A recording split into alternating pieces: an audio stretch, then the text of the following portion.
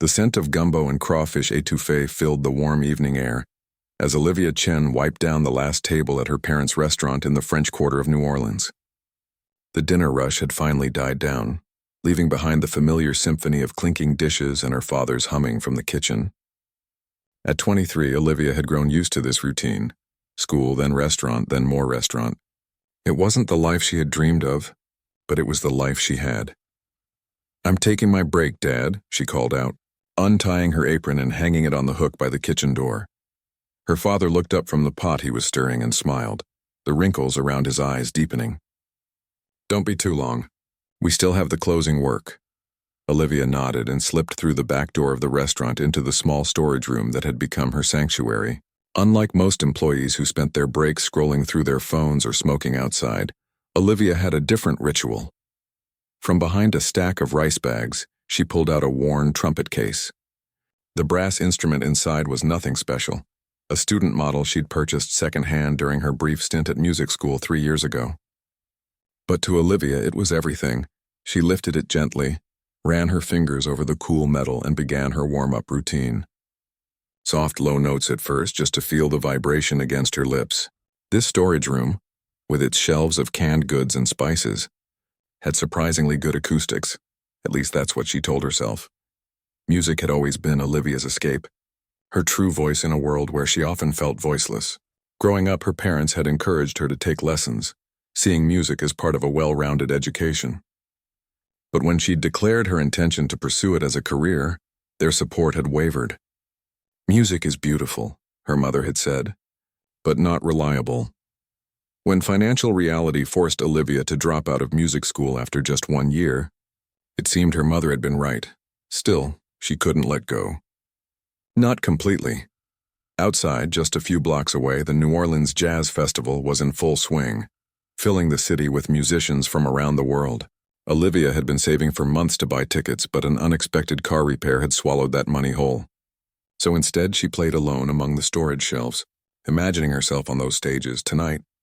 She moved quickly through scales and started playing a piece she'd been working on, a complex Dizzy Gillespie number that still gave her trouble in the upper register. She played it again and again, each time pushing herself a little further, lost in concentration. She didn't notice when the back door of the storage room, which opened into the alley behind the restaurant, cracked open slightly. James Morrison stood in that alley, a cigarette hanging unlit between his fingers. At 62, with 3 Grammy Awards and countless sold-out concerts behind him, he was considered American jazz royalty. Tomorrow night, he would close the festival with what critics were already calling the most anticipated performance of the year. But tonight, he just wanted a quiet moment away from the festival crowds and the constant requests for autographs. He'd been walking back to his hotel when the sound of a trumpet had caught his attention. Not because it was perfect, but because it was passionate. He stood there listening, his expert ear catching both the raw talent and the technical flaws. The player was rushing through difficult passages, missing the subtle nuances that separated good musicians from great ones. But there was something else there too, a hunger, a voice trying to break free. When the music stopped, Morrison found himself opening the door wider before he could think better of it. Olivia nearly dropped her trumpet when she saw the man standing in the doorway. She recognized him instantly. His face had been on festival posters all over town, not to mention album covers she'd studied for years. "James Morrison," she breathed, her heart pounding so hard she could feel it in her fingertips. "That's me," he said with a slight smile, stepping into the small room. His voice had a gentle gruffness to it, weathered by years of late nights in smoky clubs. "And you are, Olivia?" Olivia Chen. She suddenly felt incredibly conscious of her surroundings, the cramped storage room, the boxes of napkins and straws, her work uniform with a small soy sauce stain on the sleeve. "You play with feeling." "Olivia Chen," Morrison said, gesturing toward her trumpet. "But you're rushing the difficult parts, trying to hide behind speed." Olivia felt her cheeks grow hot. Being critiqued by James Morrison was both a dream come true and mortifying beyond words. "I know," she admitted. "My teacher used to say the same thing before I had to quit school." "Quit?" Morrison raised an eyebrow. "Money," Olivia said simply, not wanting to dive into the whole story. "Life," Morrison nodded slowly, understanding in his eyes. He'd seen it before, Talented young musicians forced to choose between their passion and practical realities. "May I?" he asked, gesturing to her trumpet. Olivia handed it over, watching as he examined it, an instrument that cost less than what he probably spent on dinner. But he treated it with respect, testing the valves, looking at the mouthpiece. "Not bad," he said, handing it back. "Needs a good cleaning, though." An awkward silence followed. Olivia couldn't believe James Morrison was standing in her storage room, but she had no idea what to say to him. It was Morrison who broke the silence, his words taking her completely by surprise. "Play something else for me." Olivia's mouth went dry. "Here now?" Morrison gestured around the room. "Seems like a fine enough concert hall to me." There was a challenge in his voice and something else, curiosity. Perhaps Olivia took a deep breath and began to play a standard she knew by heart, Autumn Leaves. She chose it deliberately, a piece where technique mattered less than emotion. As she played, she closed her eyes, forgetting for a moment who was listening, letting herself sink into the melody. When she finished and opened her eyes, Morrison's expression had changed. He was looking at her differently now, his head tilted slightly to one side. "You never had anyone really show you how to use that upper register properly, did you?" he asked. Olivia shook her head. "And yet you're reaching for it anyway." He said this not as criticism, but as an observation, almost with approval. Before either of them could say anything more, Olivia's father called from the restaurant. "Olivia, break's over." "I have to go," she said apologetically, quickly placing her trumpet back in its case. Morrison seemed to make a decision then, something shifting in his expression. "The closing night of the festival. You know it?" "Of course," Olivia replied, confused by the sudden change of topic. "They always bring local musicians on stage for the final jam session," he said. "This year I'm doing something different. A trumpet duel." He paused, his eyes steady on hers. "I'm challenging you." Olivia stared at him, certain she'd misheard. "Me? But I'm not, I don't even— You work here?" Morrison asked, cutting her off. "It's my parents' restaurant." "Then I'll make sure they're invited too," he said, as if that settled everything. 6 o'clock. Main stage. Come prepared to play anything. Before Olivia could respond, Morrison was walking out the door into the alley, leaving her standing among the restaurant supplies, wondering if she'd imagined the entire encounter. "Olivia!" Her father's voice came again, more insistent now. She quickly tucked her trumpet away and rushed back into the restaurant, her mind spinning. Her father took one look at her face and frowned. "Are you okay? You look like you've seen a ghost." "Dad," she said slowly, "you remember James Morrison, the trumpet player I'm always listening to? The famous one? From the posters?" Olivia nodded. "He was just here, in our storage room. He heard me playing and he challenged me to a duel on stage at the festival." Her father stared at her for a long moment, then let out a small laugh. "Very funny.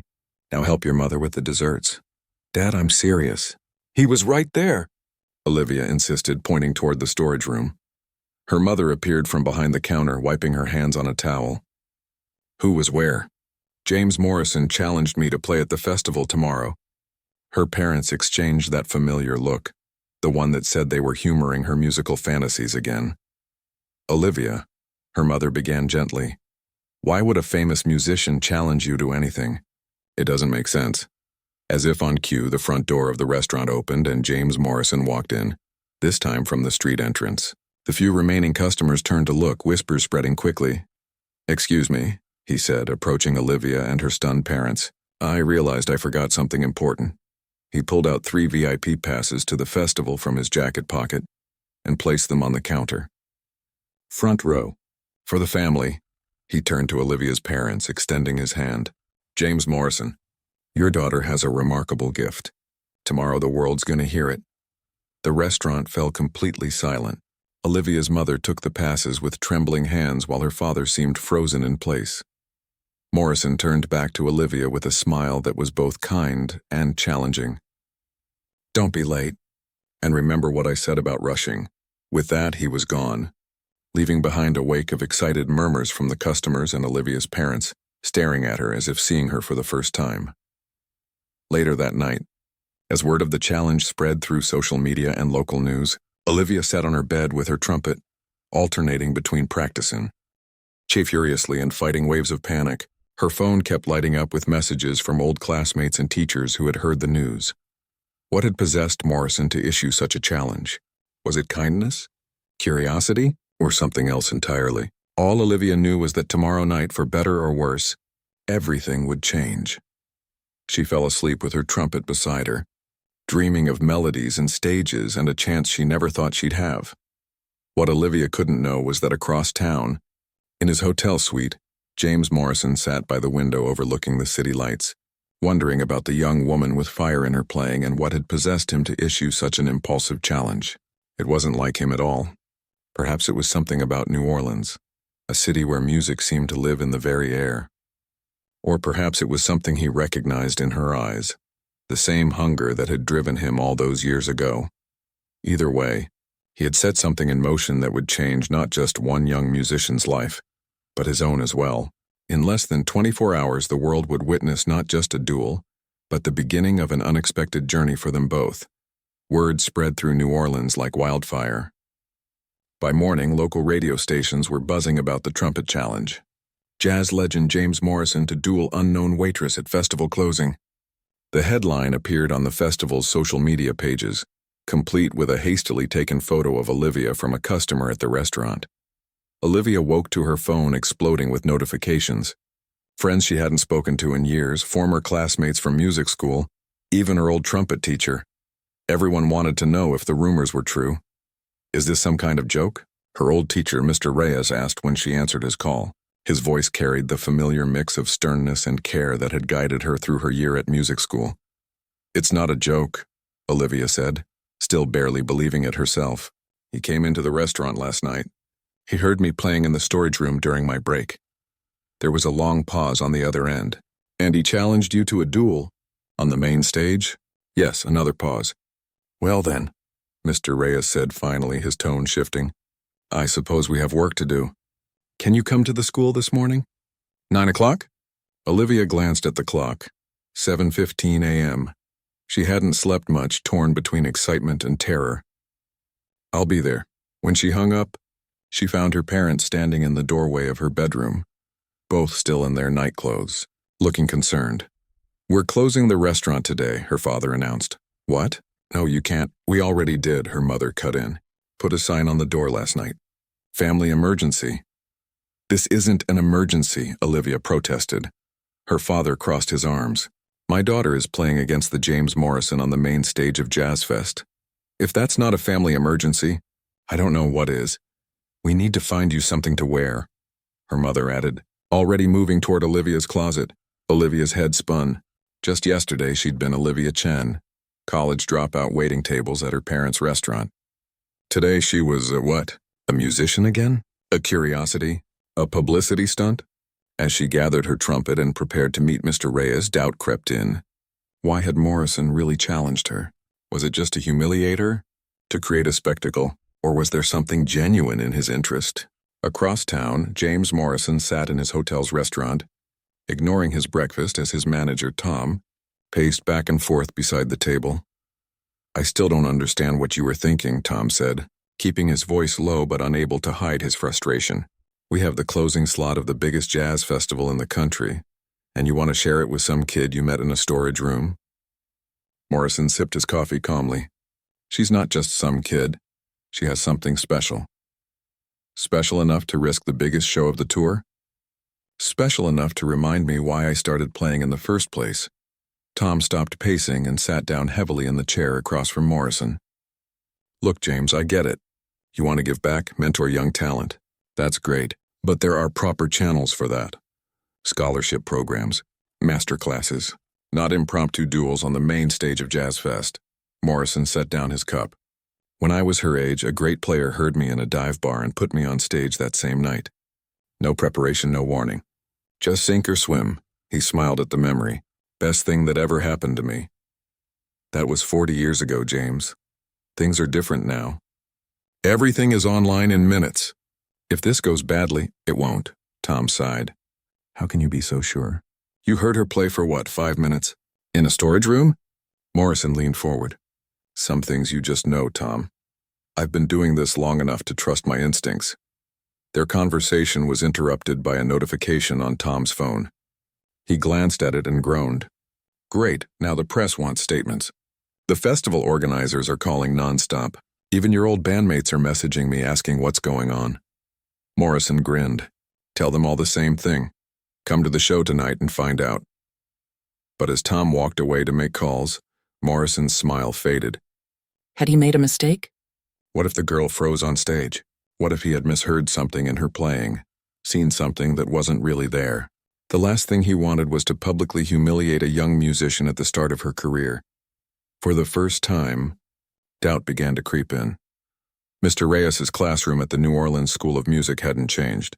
Same peeling posters of jazz greats on the walls, same upright piano in the corner, same smell of valve oil and brass polish. It felt like stepping back in time. Play for me, Mr. Reyes said without preamble, settling into his familiar chair by the piano. Olivia hesitated. What should I play?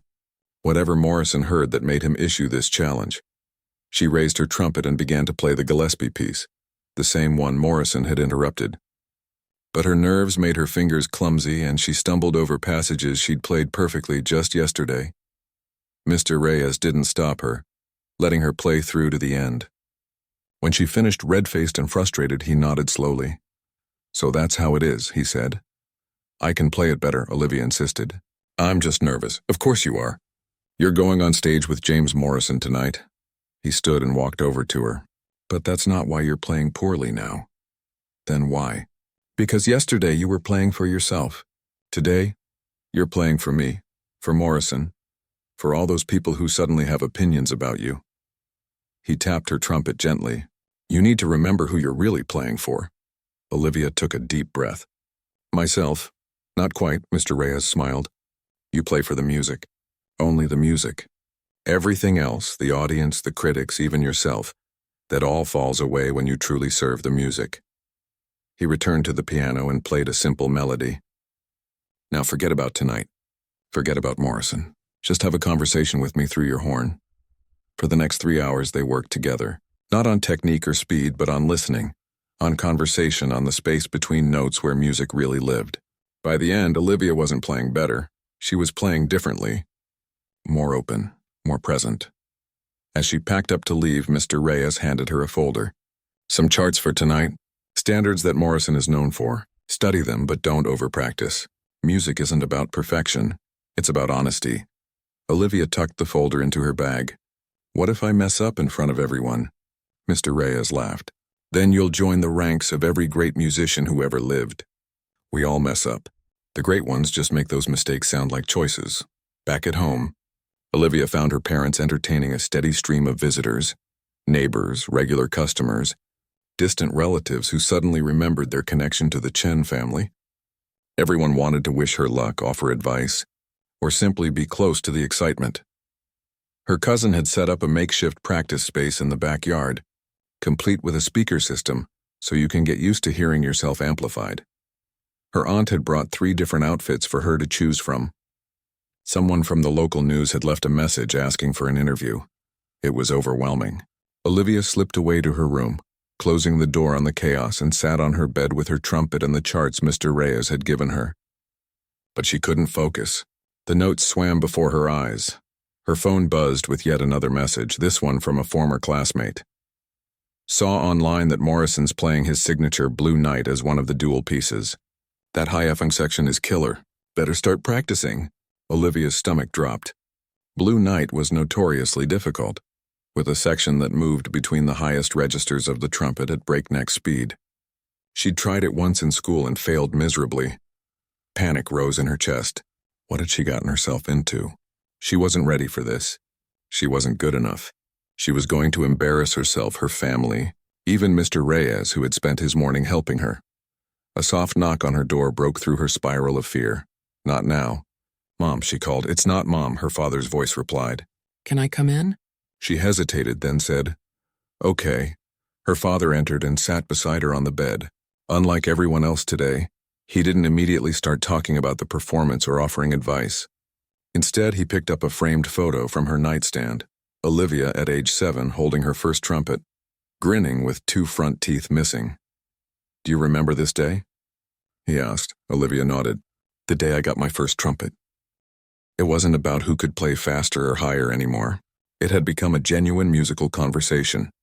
2 voices finding common ground, challenging each other, but ultimately working together to create something greater than either could alone. The final section of Blue Night approached, traditionally a showcase for technical fireworks.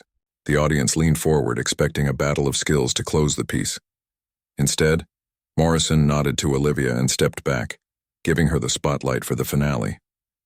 A test, perhaps, or a gift. Olivia hesitated for just a moment, then made a decision. Instead of trying to match the blistering pace and complexity that Morrison was known for in this section, she took the melody in a completely different direction, slowing it down, stripping it to its emotional core, playing each note with deliberate care and feeling. The band followed her lead, the pianist switching to delicate, sparse chords, the bassist bowing instead of plucking, the drummer using brushes instead of sticks. What had been a showpiece became a ballad, revealing the beauty hidden within the familiar tune. Olivia closed her eyes as she played the final phrases, putting everything she felt into those last few notes. Her fears, her dreams, her gratitude for this moment. When the final note faded, there was a beat of silence, then the crowd exploded. People leapt to their feet, applauding and cheering with an intensity that made the stage vibrate. Many had tears in their eyes, moved by what they'd just witnessed. Morrison stepped forward and threw an arm around Olivia's shoulders. "Ladies and gentlemen," he shouted over the noise, "Olivia Chen!" The cheers grew even louder. Phones were held aloft throughout the crowd, capturing the moment. From the side of the stage, Olivia could see her parents embracing, her mother openly weeping, her father standing tall and proud. Morrison leaned in close to her ear. "That's not what I expected," he said with a laugh. "Me neither," Olivia replied, still breathless from the performance and the response. "I've been playing that piece the same way for 20 years, he said. "I'd forgotten it could sound like that." There was something like wonder in his voice. The audience was still on their feet, showing no signs of quieting down. Morrison raised his hands for silence. "I promised you a duel," he told the crowd when they'd settled somewhat. "But I think we just discovered something better than that." He turned to Olivia. "What do you say we give them one more?" Olivia nodded, unable to stop the smile spreading across her face.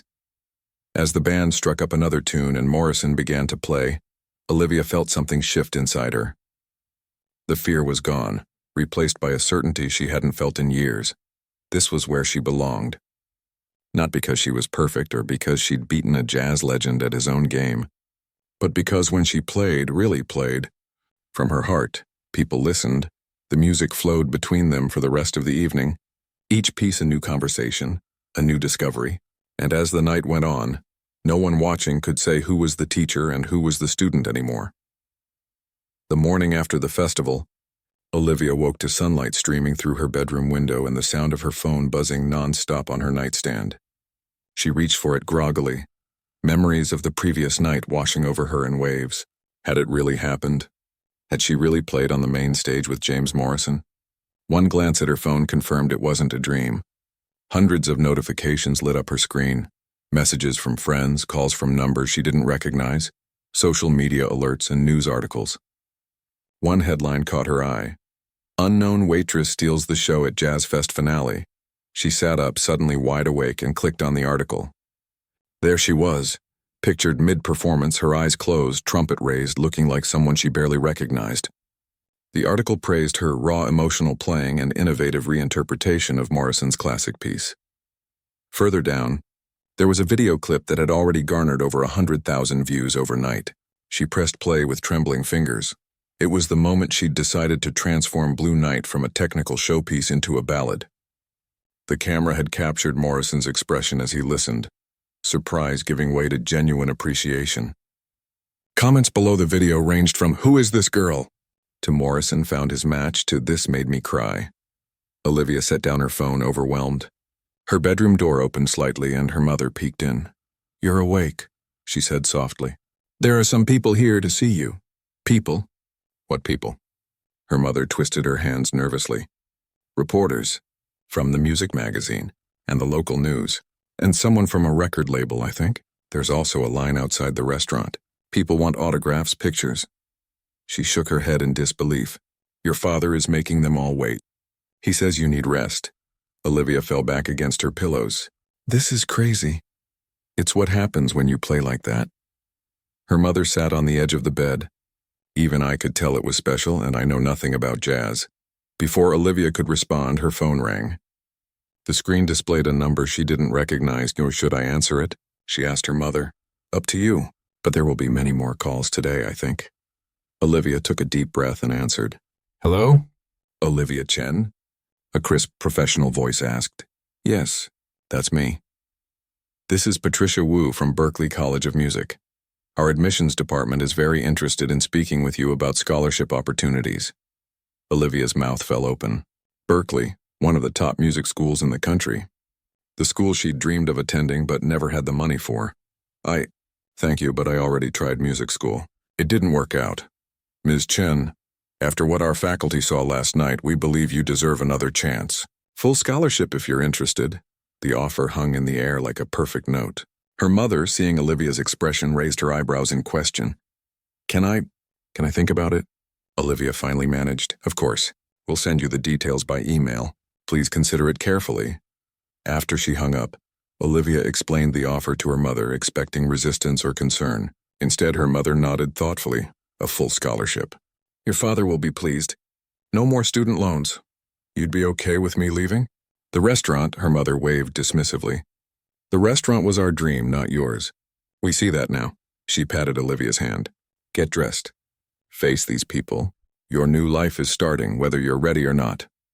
Across town at the Royal Sonesta Hotel, James Morrison sat in a corner of the bar, nursing a coffee and ignoring the whispers and sideways glances from other guests. His phone had been ringing all morning too, but unlike Olivia, he was accustomed to the attention. What he wasn't accustomed to was questioning his entire approach to music, which was exactly what he'd been doing since last night. Tom, his manager, slid into the seat across from him, looking harried. Well, social media is going nuts. You're trending, she's trending. The whole duel that became a duet thing is trending. He placed his tablet on the table, screen filled with headlines and tweets. I've got offers coming in from every direction. Everyone wants to know what's next. Morrison glanced at the tablet without touching it. What's next? Yeah, with the girl. The waitress. People are calling it a passing of the torch moment. They want more. Joint appearances, recordings, a tour maybe? Tom was already in full planning mode, typing notes on his phone. We could package it as a mentorship thing. Morrison discovers the next generation or something like that. Great publicity, Morrison frowned. She's not a publicity stunt, Tom. Of course not. She's talented, obviously. That's why people are responding. But we should strike while the iron is hot. Morrison stared into his coffee cup. What had started as an impulsive challenge had become something he hadn't anticipated. He'd invited Olivia on stage expecting to give her a valuable experience, maybe teach her a thing or two. Instead, she'd made him question things he'd taken for granted for decades. You should have seen the comments from the traditionalists, Tom continued, scrolling through his phone. They're not happy. Saying you let her disrespect the music, that Blue Night should never be played that way. He looked up. Jackson Wells called it musical vandalism. Morrison snorted. Jackson Wells was an old guard critic who believed jazz should be preserved exactly as it had been played in the 1950s. Of course he did. You're not bothered by the criticism? Morrison set down his cup. You know what bothered me? Walking off that stage last night and realizing I'd been playing it safe for years, following the same patterns, hitting the same notes, giving audiences exactly what they expected. He shook his head. That girl reminded me what it feels like to discover something new in a piece I thought I knew inside out. Tom looked skeptical. So you're saying you liked what she did to your signature piece? I'm saying she showed me there were possibilities in it I'd stopped looking for. Morrison stood up. I need to talk to her. Now? We have interviews scheduled all day. Cancel them. Or postpone them. This is more important. As Morrison walked out of the hotel, he noticed a group of young musicians gathered on the sidewalk, instruments in hand. They called out to him as he passed, asking for autographs, advice, photos. Usually he would stop, chat a bit, maybe give them a few pointers. It was part of his routine, part of being James Morrison. Today he just waved apologetically and kept walking. For the first time in years, he had something to figure out, something that couldn't be resolved with his usual practiced responses. The line outside the Chen family restaurant stretched down the block. People with phones ready, festival programs to be signed, even a few with trumpets. Olivia watched from an upstairs window, still in her pajamas, hair uncombed. "This is insane," she muttered to herself. Her father appeared beside her, looking out at the crowd. "Your fan club," he said with a mixture of pride and bewilderment. "I played one show, Dad. One show that everyone is talking about." He handed her a cup of tea. "The phone has been ringing nonstop. That music magazine wants to put you on the cover. The jazz radio station wants an interview, and someone from New York called about a spot at the Blue Note. The Blue Note, one of the most famous jazz clubs in the world." Olivia nearly spilled her tea. "That's not possible." "That's what the man said. Next month, opening for some quartet." I wrote it all down. He pulled a notepad from his pocket, covered in his neat handwriting, also your old school called. "The director wants to offer you a teaching position." He squinted at his notes. "Master classes, I think he said." Olivia laughed, a touch of hysteria in the sound. "Master classes? I was a first-year dropout who couldn't afford tuition. Yesterday, maybe. Today you're the girl who played with James Morrison and made people cry." He handed her the notepad. "You should get dressed. Start returning these calls." Olivia looked down at the page full of opportunities that hadn't existed 24 hours ago. "I don't know where to start." "Start by deciding what you want. Not what these people want from you, what you want for yourself. What did she want?" Before last night, the answer had been simple. To play her trumpet, to be heard, to have her music matter to someone besides herself. Now suddenly she had more options than she could process. The Berkeley Scholarship, teaching positions, club dates, magazine interviews. Each one a path with its own promise and pitfalls. Her phone buzzed again. A text from an unknown number. "It's James Morrison. Got your number from the festival organizers. Need to talk. Can I stop by your restaurant today?" Olivia stared at the message, reading it 3 times to make sure she wasn't imagining things.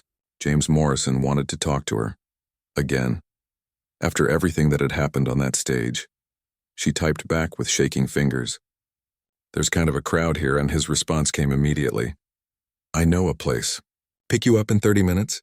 Back door, 30 minutes. Olivia looked at herself in the mirror. Bedhead, pillow creases on her cheek, eyes still puffy from sleep, and made a decision. Whatever came next, whether she took the scholarship or the club date or something else entirely, she needed to understand what had happened last night. And the only person who might help her make sense of it was the man who had started it all. She texted back, "I'll be ready." As she rushed to get dressed, her mind raced with questions. What did Morrison want to talk about? Was he going to offer her some kind of opportunity? Was he upset about how she'd played his piece? Did he regret bringing her on stage? 25 minutes later, dressed in simple jeans and a blouse, her hair hastily pulled back, Olivia slipped down the back stairs of the restaurant while her parents dealt with the crowd out front. She waited by the back door, trumpet case in hand. She hadn't consciously decided to bring it, but it felt wrong to leave it behind. A car pulled up in the alley, engine purring softly. Not the flashy vehicle she might have expected from a music star, but a modest rental sedan. The window rolled down to reveal Morrison in the driver's seat, sunglasses on, cap pulled low. "Ready for round 2? He asked with a smile that didn't quite reach his eyes. Olivia hesitated, suddenly unsure. Last night had been magical, transformative. But in the harsh light of day, the reality of her situation was sinking in. Her life had changed overnight, and she had no roadmap for what came next. Still, she opened the car door and got in. Whatever Morrison had to say, she needed to hear it.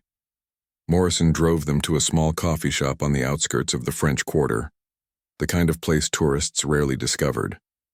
Despite his attempt at a disguise, the barista recognized him immediately, but, seeing his expression, simply nodded and directed them to a corner table without making a fuss. They sat across from each other, an awkward silence settling between them. On stage, they had communicated effortlessly through music. Now faced with actual conversation, neither seemed to know where to begin.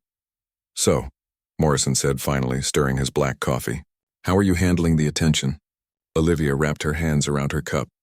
"Honestly, I have no idea what I'm doing. My phone won't stop ringing. There's a crowd outside our restaurant. Berkeley called to offer me a full scholarship. She shook her head in disbelief. 24 hours ago, I was just a waitress who played trumpet in a storage room. Morrison nodded. Fame has a way of changing things overnight. Not always for the better. Is that why you wanted to talk? To warn me about fame? He smiled slightly. Not exactly. He looked down at his cup, then back up at her. I wanted to thank you. Thank me? Olivia blinked in surprise. For what? For reminding me of something I'd forgotten. He leaned back in his chair, his eyes distant. I've been playing trumpet professionally for 40 years. Won every award, played every major venue. Somewhere along the way, I stopped taking risks, started playing it safe. You're one of the greatest trumpet players alive, Olivia protested. Everyone says so. And that's exactly the problem. Morrison's voice grew quieter. When people start calling you one of the greatest, you become afraid to disappoint them.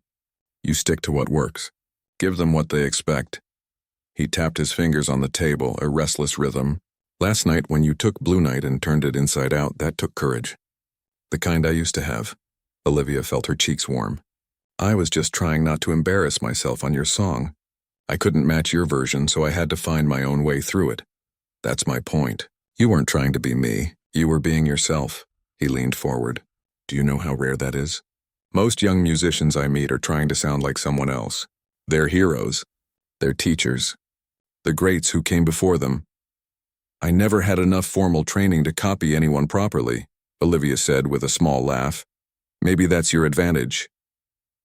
They fell silent again, but it was a different kind of silence now, thoughtful rather than awkward. So what happens now? Olivia finally asked. With all these offers and opportunities? I don't know which ones to take, which ones to turn down. I don't even have a manager or an agent or whatever you're supposed to have. Morrison studied her. What do you want, Olivia? Not what Berkeley wants, or what the magazines want, or even what your parents want. What do you want from your music? It was the same question her father had asked, but somehow different coming from Morrison. She considered it carefully.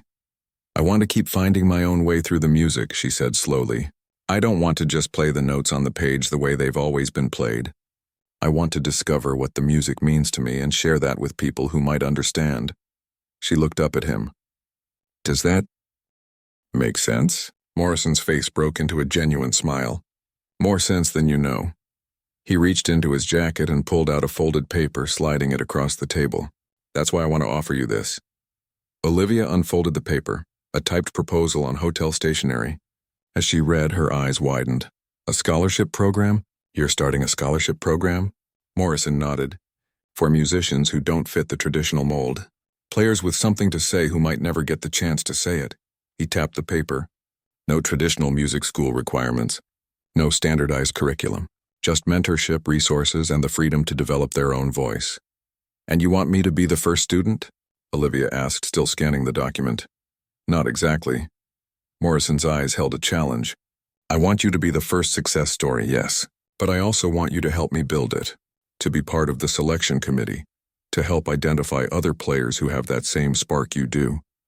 Olivia set the paper down, stunned. Why me? Why not some famous music educator or, because you hear things differently?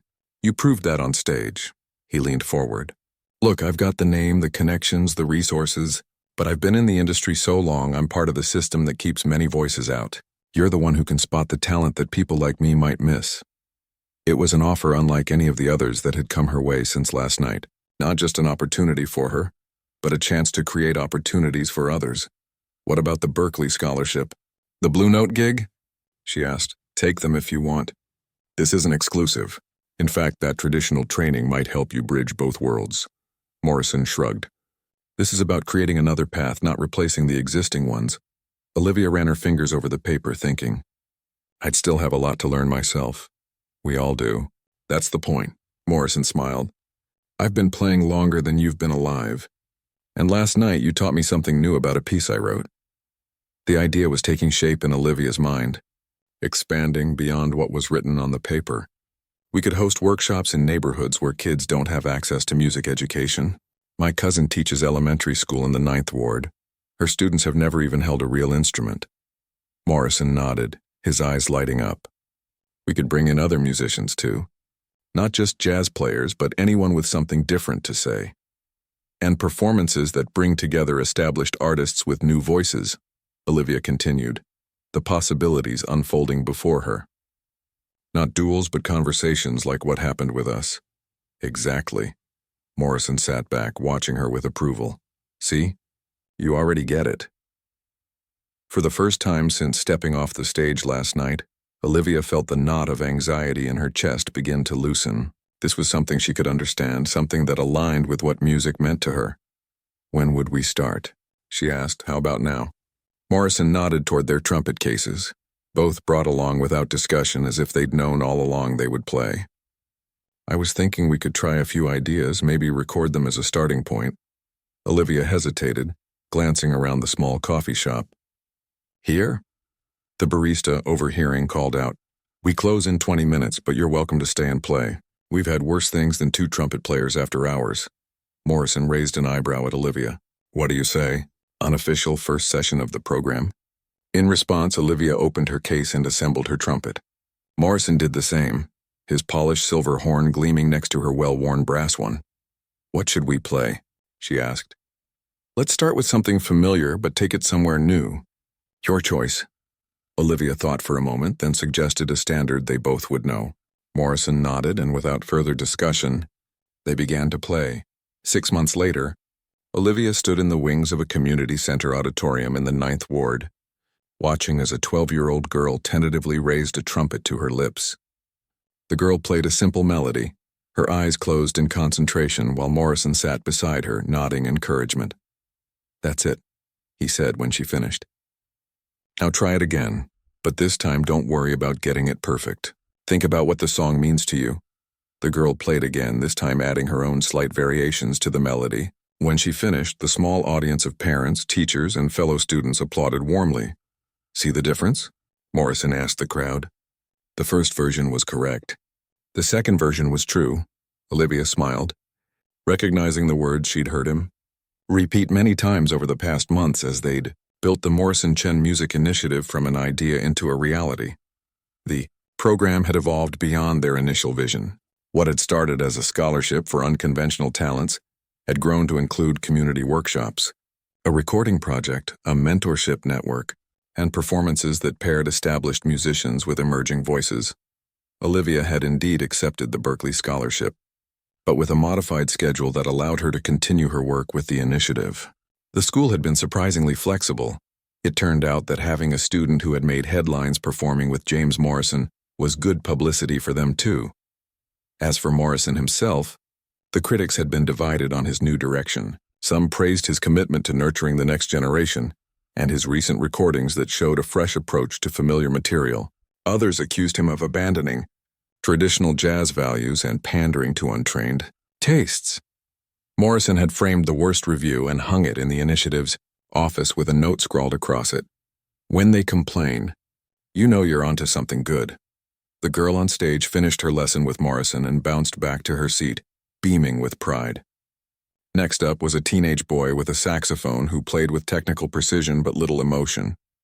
Olivia made a mental note to work with him next week on loosening up his approach.